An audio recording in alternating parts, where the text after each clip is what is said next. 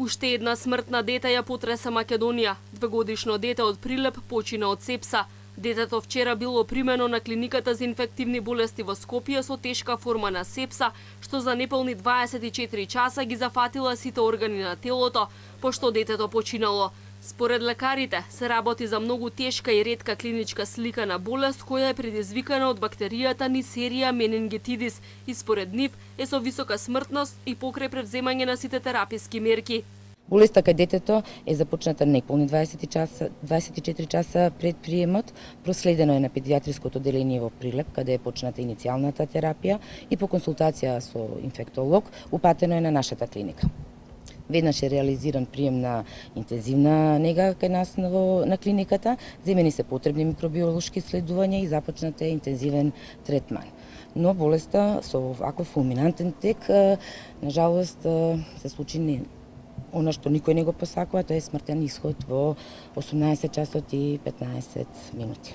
Од клиниката за инфективни болести велат дека болеста можела да почне и кај целосно здрави луѓе, а симптомите често не можеле да се забележат кај деца помали од 4 години. Од Институтот за јавно здравје ги смируваат граѓаните дека од пријавувањето на пациентот во Прилепската болница до денеска екипите на терен ги презеле сите епидемиолошки мерки по протокол.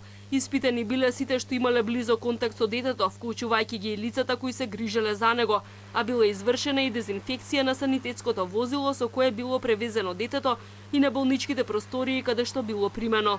Се вршеле и дополнителни епидемиолошки истражувања за дезинфекција на домот на детето, се земаат лабораториски материјали за да се види дали постојат одредени носители и за да се намали ризикот за нови случаи.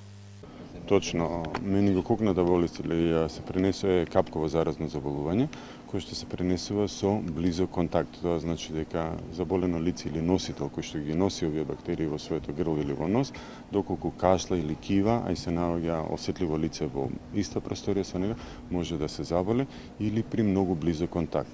Она што да речеме поволно кај оваа болест во однос на ширењето е што не е многу контагиозна, значи доколку престојувате во соба каде што било тоа лице, не може да добиете менингококно заболување. Од инфективната клиника велат дека нема да се прави обдукција бидејќи семејството било против, но и дека клиничката слика била доволно јасна.